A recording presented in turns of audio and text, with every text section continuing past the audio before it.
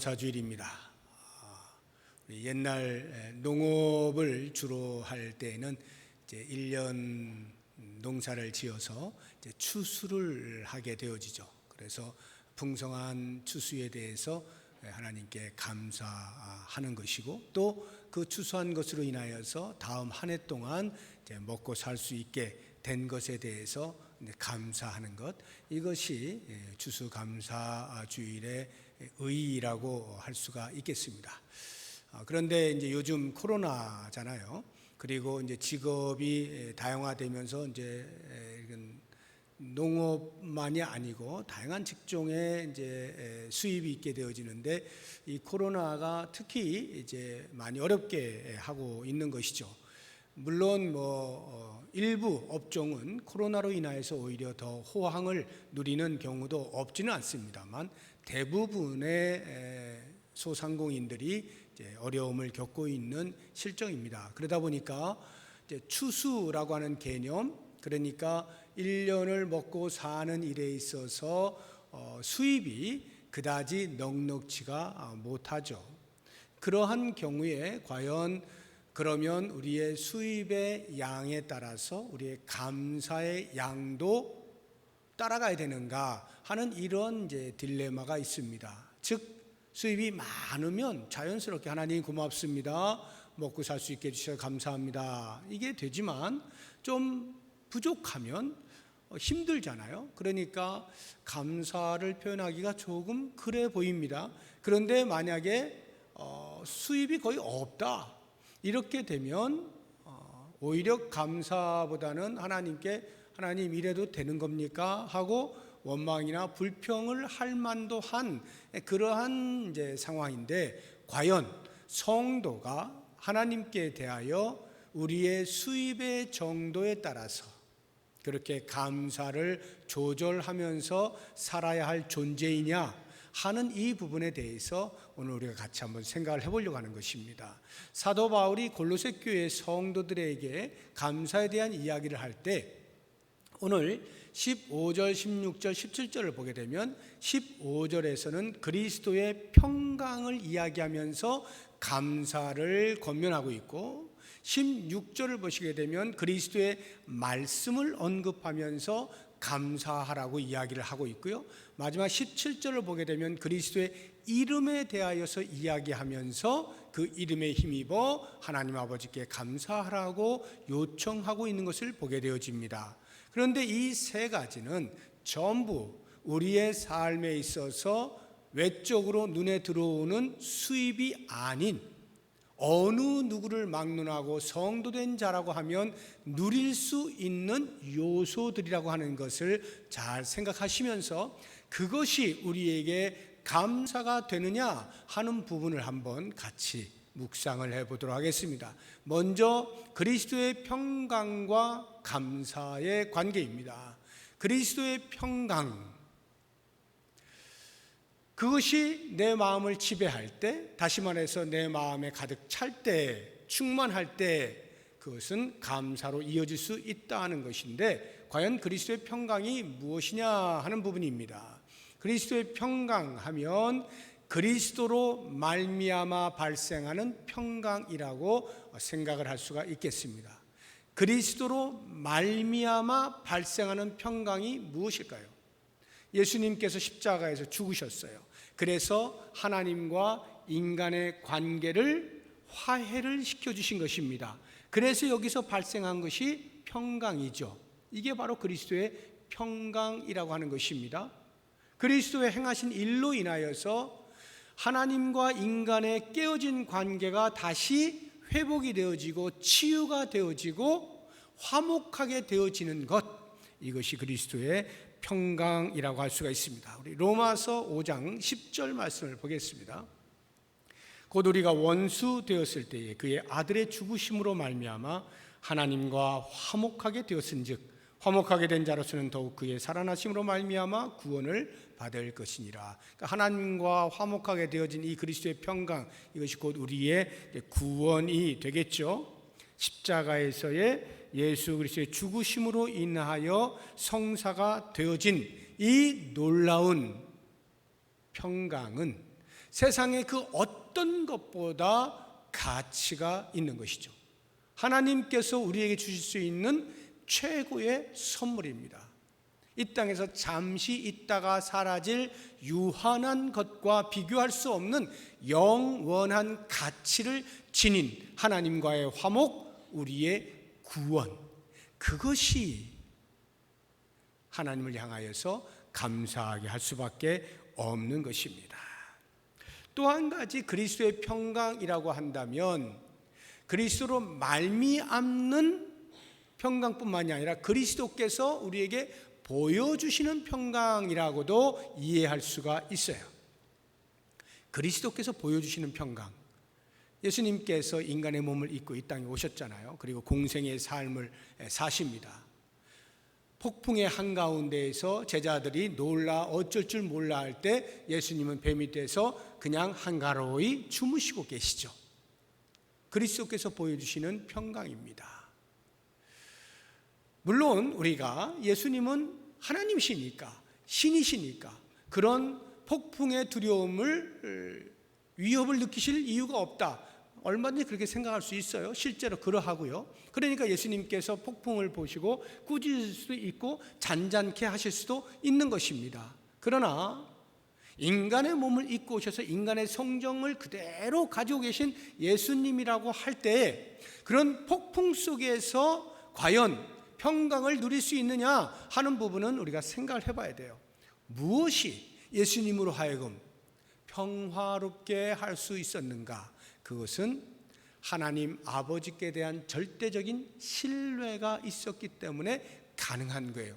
즉 폭풍이 몰아쳐도 하나님 아버지께서 나를 보호하시고 지키신다 하는 절대적인 신뢰, 어떠한 상황이 벌어져도 하나님이 나를 내 사명이 다하기까지 지키시고 보호하신다 하는 절대적인 신뢰, 예수님께서는 그 신뢰를 하셨기 때문에 평화를 유지하실 수가 있었던 것입니다.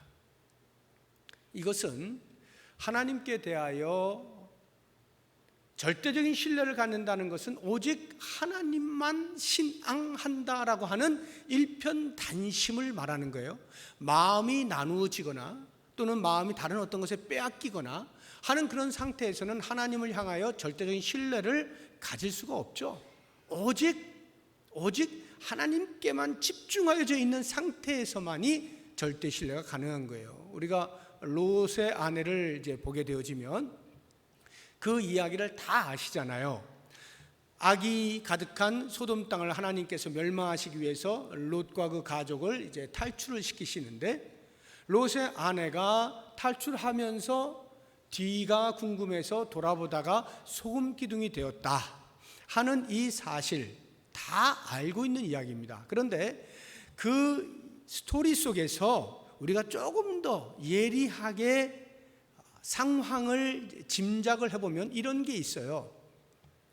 롯의 아내가 이제 하나님께서 너 뒤 돌아보지 말고 그냥 나가 할 때 이제 막 나가지 않습니까? 그러면 여기는 소돔 땅은 악이 가득한 곳이고 하나님께서 거기서부터 나가라 하는 거기는 이제 생명의 길이잖아요. 살 수 있는 길로 지금 가고 있는 것이란 말입니다.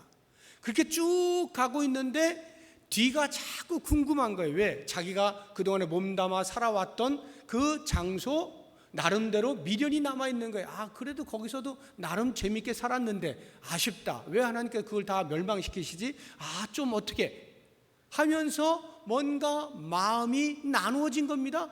하나님께서 주신 생명의 길로 오직 하나님만 신뢰하고 달려나가지 못하고 자기의 경험되어졌던 것들에 대한 아쉬움이 마음이 나누어지면서 뒤를 돌아볼 수밖에 없게 된 거예요. 그러면 그 뒤를 돌아볼 때에 그냥 한순간에 가만히 다 갑자기 뒤를 돌아봤겠어요? 뒤를 돌아볼까 말까 수도 없이 많이 갈등을 일으켰겠잖아요. 그러한 갈등의 시간들 속에 과연 그 롯의 아내의 마음속에 평강이 있었겠는가 생각해 보세요. 어떤 평강도 어떤 평화도 있을 수가 없겠죠. 계속 그 갈등 속에서 미련이 남아가지고 끙끙거리는 마음이 나누어지면 평강이 찾아올 수가 없어요. 마음이 하나님으로부터 어딘가에 빼앗기게 되어지면 그 속에 평강이 온전히 찾아올 수가 없는 것입니다. 오직 마음이 하나님께만 집중되어져 있을 때 하나님을 절대 신뢰할 수 있고, 무슨 일을 하게 하시든지 그 하나님을 신뢰함으로 인하여서 찾아오는 평강을 맛볼 수가 있게 되는 것입니다. 다윗이 시편 23편 1편에서 이렇게 고백하잖아요. 여호와는 나의 목자시니 내게 부족함이 없으리로다. 이 고백이 환경적으로 상황적으로 아무런 부족함이 없는 절대 평화의 상태에서 고백을 하고 있는 것이 아닙니다. 환경과 상황은 복잡해요. 어지러워요. 평안치가 못해요. 여러 가지 많은 일들이 일어나고 있어요. 다윗이 불안해요. 그럼에도 불구하고 그가 이 말을 하고 있는 것은 하나님을 향한 절대 신뢰로 인하여서 하나님이 어떠한 상황 속에서 나를 보호하시고 지켜주신다라고 하는 그 확신 가운데 일편단심의 마음이 있음으로 인한 영적인 경험이 바탕이 되어져서 그의 입을 통하여 고백되어지는 것, 여호와는 나의 목자시니 내게 부족함이 없다, 이렇게 고백을 하게 되는 것이죠. 그러므로 우리는 이 추수감사주를 맞이하면서 우리에게 수입이 얼마가 있었느냐라고 하는 것을 생각하기 이전에 먼저 나 같은 죄인을 구원하여 주신 주님, 나를 위하여 십자가에서 죽으신 주님, 내가 하나님과 원수되었을 때에 기꺼이 십자가에서 나의 모든 죄를 담당하시고 대속하여 주신 그 주님의 은혜에 대하여 감사하면서 그 하나님께서 나를 구원하여 주실 뿐만 아니라 내 일상의 삶 가운데 나를 보호하시고 지키시고 여기까지 인도하셨다 하는 그 하나님의 은혜에 대한 감사를 하는 것, 이것이 이 추수감사주일 우리가 한번 돌아보아야 할 감사의 삶이 아닌가 생각해 봅니다. 그렇다고 하면 우리의 손에 비록 많은 것이 쥐어져 있지 아니하다 할지라도 이 하나로 이미 우리는 얼마든지 주를 향하여서 감사할 수가 있게 되는 것입니다. 두 번째 16절에 나오고 있는 그리스도의 말씀과 감사에 대해서 같이 생각해 보겠습니다. 그리스도의 말씀이 감사와 어떤 관계가 있을까? 하나님의 말씀, 성경 말씀, 이 말씀이 있어서 우리는 내가 어떻게 구원받을 수 있고 내가 어떻게 중생을 하고 내가 어떻게 변화되어진다는 사실들을 알게 되어집니다. 그러므로 이 그리스도의 말씀이야말로 우리에게 있어서는 감사의 조건이 될 수밖에 없어요. 말씀이 내 손 안에 언제든지 쥐어져 있잖아요. 그 말씀 때문에 내가 예수 그리스도를 영접할 수 있게 되었잖아요. 다시 말하면 이 그리스도의 말씀이 나로 하여금 죽었던 자리에서 산 자의 자리로 옮겨준 것이에요. 생명을 부여해 준 것입니다. 그런데 하나님의 말씀이 우리의 머릿속에서 지식으로 남아 있을 때 그것이 언제나 우리에게 생명을 주는 것은 아닙니다. 지식으로만 남아 있는 것은 오히려 더 위험해요. 바울이 그렇지 않았습니까? 예수님을 만나기 이전에 그는 율법에 정통한 사람이었어요. 가말리엘의 문화생이었어요. 말할 수 없는 지식을 가지고 있었던, 율법하면 바울을 뺄 수가 없는 정도의 사람이었어요. 그런데 그것으로 뭘 합니까? 예수 믿는 사람을 잡는 일에 쓰고 있지 않아요? 오히려 더 날카로운 칼이 되어서 사람들을 베고 다니는 그러한 사람이었어요. 그런데 예수 그리스도를 만나게 되죠. 율법의 지식이 하나님의 은혜로 받아지게 될 때, 하나님의 은혜로 바뀌어지게 될 때 거기에서 놀라운 생명이 탄생하는 거예요. 길을 가는 중에 빛으로 오신 예수를 만나 무릎을 꿇게 되어지는 거예요. 전혀 다른 사람이 되어져 버리는 거예요. 눈에서 비늘이 벗겨지면서 이방인을 위한 사람으로 세운 하나님의 뜻을 따라서 그의 남은 생 전체를 주를 위하여 사용했던 그러한 사람으로 바뀌는 거예요. 놀라운 일이 벌어지는 것입니다. 그리스도의 말씀이 이렇게 사람을 바꾸어내는 거예요. 은혜로 다가오게 될 때 그래서 우리는 신앙의 연륜을 이야기할 때 어렸을 때부터 혹은 어떤 분은 모태에서부터 신앙생활을 해오신 분들이 계실 거예요.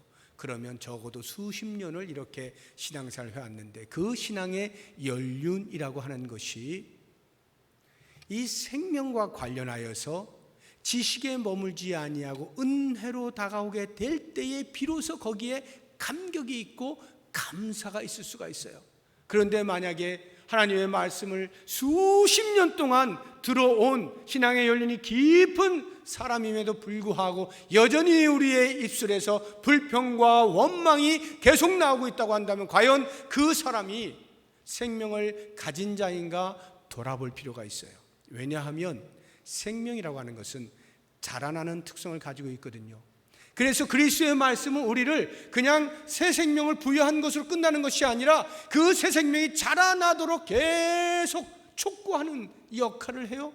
그리스도의 말씀 때문에 우리는 성숙해져 가는 것입니다. 그런데 이 성숙함이 만약에 지식으로만 성숙해져 버리면 그것이 오히려 그 사람을 해하는 것이 되어지고 주변에 모이는 사람들을 해치는 일이 되어져 버리는 거예요. 은혜로 다가오게 되어질 때 감격하여서 그 입에서 계속 감사가 나오면서 신앙의 연륜이 깊어진 사람일수록 대화하다 보면 그저 하나님의 은혜, 모든 것이 하나님의 은혜, 이렇게 귀결되어지는 것이 지극히 당연한 성장의 모습인 거예요. 그래서 우리가 한번 스스로를 돌아보면서 과연 나는 어떻게 내 언어 생활이 되고 있는가 살펴보면 내 영적인 생명이 잘 자라고 있는지를 어느 정도 가늠해 볼 수가 있는 것입니다. 그래서 오늘 말씀을 보게 되어지면 그렇게 그리스도의 말씀이 우리 속에 풍성히 거해서 서로 그 말씀으로 가르치고 권면하고 그렇게 하면서 하나님께 감사의 찬송을 올려드려라 이야기를 하고 있는 것입니다. 그리스도의 말씀이 우리 내면을 지배하게 되어지면, 우리를 통치하게 되어지면, 그리스도의 말씀을 우리가 충만하게 되어지면 자연스럽게 그 말씀으로 말미암아서 우리는 감사의 노래를 부를 수밖에 없고 감사의 말을 할 수밖에 없는 존재가 되는 거예요. 그리스도의 말씀은 우리가 돈 주고 사지 않습니다. 늘 우리의 손에 있습니다. 늘 들려지는 말씀입니다. 이 귀한 말씀이 나에게 있다고 하는 사실, 이것이 우리로 하여금 감사케 하는 이유가 되는 것입니다. 마지막 17절을 보시게 되면 그리스도의 이름과 감사에 대한 관계입니다. 그리스도의 이름과 감사. 그리스도의 이름이라고 하는 것은요, 우리 성도가 된다고 해서 우리의 이름이 없어지는 것 아니잖아요. 자기 이름 다 가지고 있지 않습니까? 그러나 그리스도인이 되어지는 순간에 삶의 질이 달라지는데 그 전에는 내 이름을 위하여 살아요. 내 명예를 위하여 살아요. 내 이름을 드러내기 위하여 사는 거예요. 그런데 그리스도를 만나서 그리스도의 사람이 되어진 이후부터는 더 이상 나의 이름에 연연하지 않아요. 이제부터는 그리스도의 이름을 드러내는 일을 위하여 사는 거예요. 그리스도의 명예를 위하여 사는 거예요. 그리스도를 위해서 사는 거예요. 이게 성도의 삶이에요. 사도 바울은 그것을 너무나 잘 알고 있었어요. 그래서 그가 이렇게 고백하고 있는 겁니다. 갈라디아서 2장 20절 보겠습니다. 내가 그리스도와 함께 십자가에 못 박혔나니 그런즉 이제는 내가 사는 것이 아니요 오직 내 안에 그리스도께서 사시는 것이라. 이제 내가 육체 가운데 사는 것은 나를 사랑하사 나를 위하여 자기 자신을 버리신 하나님의 아들을 믿는 믿음 안에서 사는 것이라. 더 이상 자기 자신을 위하여 살지 아니하고 내 안에 계시는 예수 그리스도를 위하여 사는 존재가 되었노라고 고백을 하고 있는 것입니다.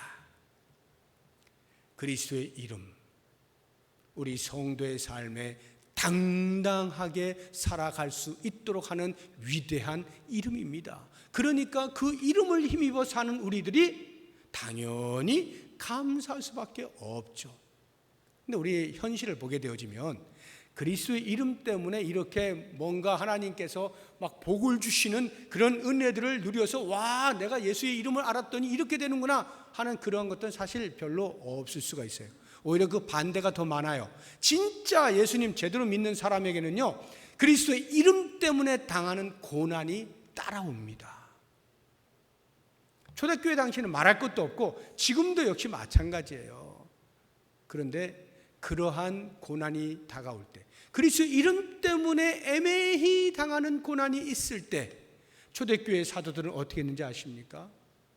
그것으로 인하여 고난당하는 자격이 자기에게 주어졌다라고 해서 오히려 더 기뻐하고 감사하는 삶을 살았어요. 우리 사도행전 5장 41절 보겠습니다. 사도들은 그 이름을 위하여 능력받는 일에 합당한 자로 여기심을, 자격이 되어지게 된 것을 기뻐하였다. 아무나 고난받는 거 아니란 말이죠. 예수의 이름을 제대로 증거하며 사는 사람에게만 주어지는 고난이라고 하는 것을 그들이 알았던 거예요. 예수의 이름을 제대로 나타내니까 당하는 고난이라는 것을 알았던 거예요. 그래서 내가 고난당하는 것은 내가 예수의 이름을 제대로 전하고 있는 거구나 하는 증거가 되는 것이니 그에 합당한 자격이 주어진 것에 대하여 오히려 기뻐하고 감사하는 이러한 모습을 보게 되는 것입니다. 사랑하는 여러분, 우리에게 그리스도의 이름 때문에 고난이 다가올 때 과연 이렇게 할 수 있습니까? 그 그리스도의 이름 때문에 내가 지금 힘들어질 때 과연 하나님께 합당한 자로 여기심을 감사할 수 있습니까? 그만큼 그리스도의 이름의 가치를 아시느냐 이 말이죠. 그리스도의 이름이 무엇이기에 이렇게 우리는 오히려 그것을 인하여 고난 당하는 것에도 불구하고 오히려 감사할 수 있을까요? 그리스도의 이름이 우리에게 주는 가치, 그것은 구원입니다. 구원이에요. 마태복음 10장 22절 보겠습니다. 또 너희가 내 이름으로 말미암아 모든 사람에게 미움을 받을 것이나 끝까지 견디는 자는 구원을 얻으리라. 그리스도의 이름이 우리에게 구원을 줘요. 그리스도의 이름은 하나님의 자녀가 되는 권세를 줘요. 요한복음 1장 12절 보겠습니다. 영접하는 자 곧 그 이름을 믿는 자들에게는 하나님의 자녀가 되는 권세를 주셨어요.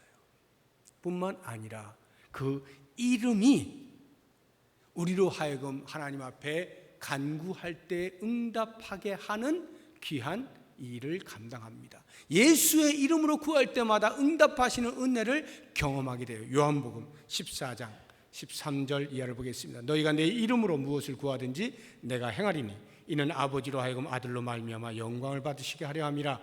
내 이름으로 무엇이든지 내게 구하면 내가 행할 것이다.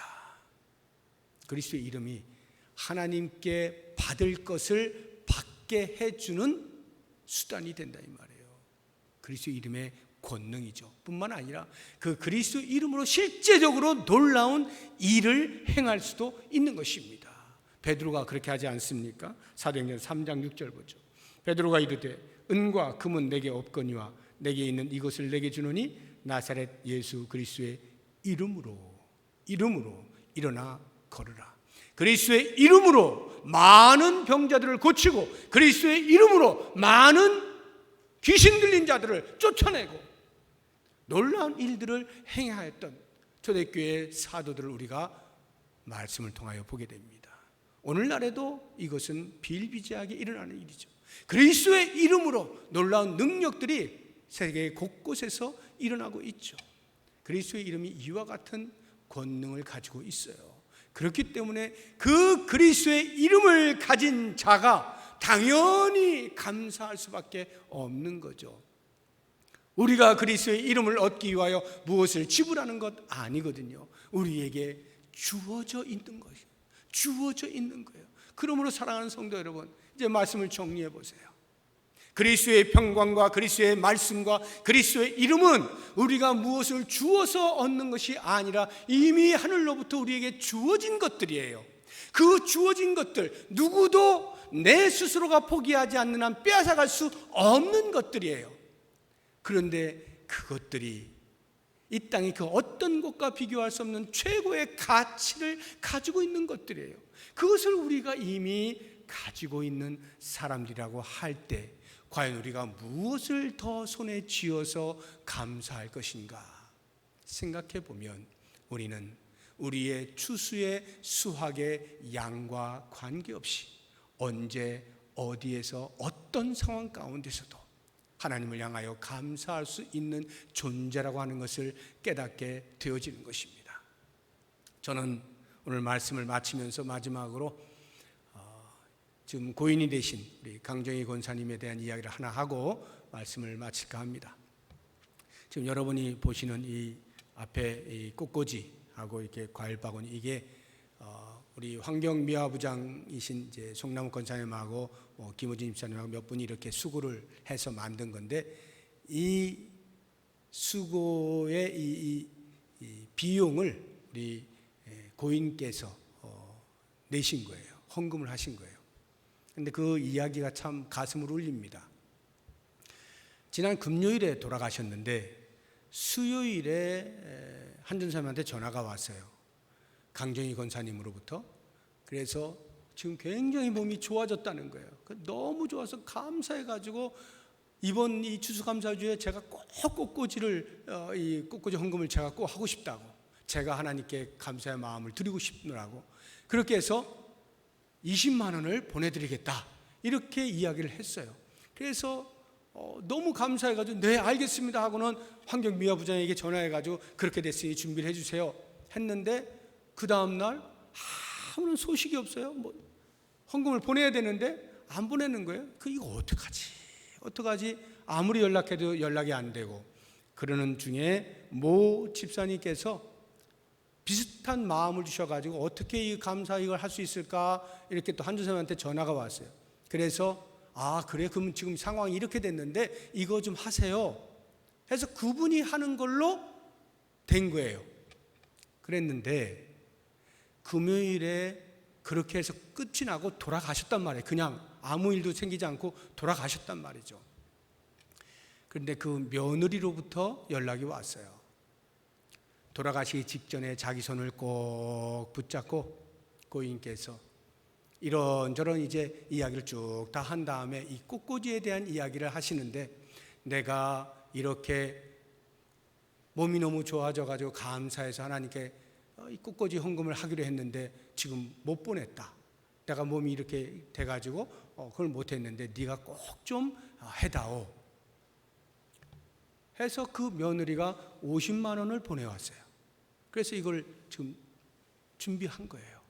그런데 제가 왜 이런 말씀을 드리냐면, 한번 생각을 해보세요. 수요일에 몸이 막 이제 암투병을 하는데 몸이 좀 좋아졌단 말이에요. 그러니까 성도님들이 기도해 주시고 이래가지고 몸이 내가 낫는구나 하는 이런 마음이 들었을 때 얼마나 감격이 되겠습니까? 감사하니까 제가 꽃꽂이 헌금할게요. 저라도 아마 그렇게 하지 않았을까 하는 생각이 들어요. 웬만한 분이라면 그 정도는 그래도 생각이 들 것 같아요. 이렇게 하나님이 나를 살려주시는데 얼마나 감사한가 하고 드릴 수 있을 거라는 생각이 듭니다. 거기까지는 그렇게 큰 감동이 되는 건 아니에요. 그런데 그 다음이 갑자기 몸이 무너지게 되면서 전화 한 통화를 할 수 없는 상황이 돼버린 거예요. 수요일부터 금요일까지. 그러니까 전화를 받을 수도 없고 할 수도 없고 그렇게 되어졌을 때 그 기간 동안에 과연 권사님의 마음이 어땠을까?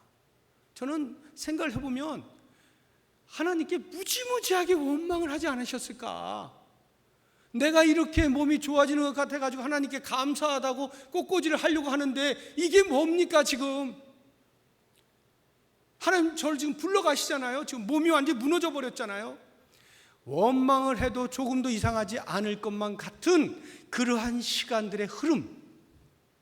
그런데 그 마지막 죽음 앞에서 그분이 보여주신 것은 제가 추측했던 것과는 전혀 다른, 죽음조차도 하나님을 향한 감사의 마음을 막지 못하는 그러한 모습을 제가 보게 되면서 얼마나 큰 감동이 되는지. 과연 성도의 감사라고 하는 것은 죽음조차도, 죽음 앞에서도 흔들리지 아니하는 것이로구나, 이런 생각을 하게 되는 거예요. 우리가 이 땅에서 죽고 나면 끝나는 거잖아요. 끝나면 무슨 감사가 필요합니까? 다 끝났는데. 성도는 죽음 이후에 삶이 있음을 알고 하나님 앞에 가게 되는 것을 알기에 그 감사의 마음을 끝까지 가지고 갈 수가 있는 것, 이것이 성도다 하는 것을 이번 일을 통하여 깨닫게 되어지면서 저는 말로 표현할 수 없는 큰 감동과 더불어서 저에게 도전이 되어지고 우리 성도님들에게도 이와 같은 말씀들을 통해서 여러분들의 남아있는 생애 가운데에서 그동안에 혹 다 하지 못한 감사가 있다면 부지런히 하시면서 감사의 삶을 살다가 주의 부르심을 받으면 얼마나 영광스러울까, 이런 생각을 하면서 우리 모든 성도님들에게 이와 같은 무엇이 있어서가 아닌 그리스도의 평강 때문에, 그리스도의 말씀 때문에, 그리스도의 이름 때문에 감사하는 생이 되시기를 주의 이름으로 축복합니다. 기도하겠습니다.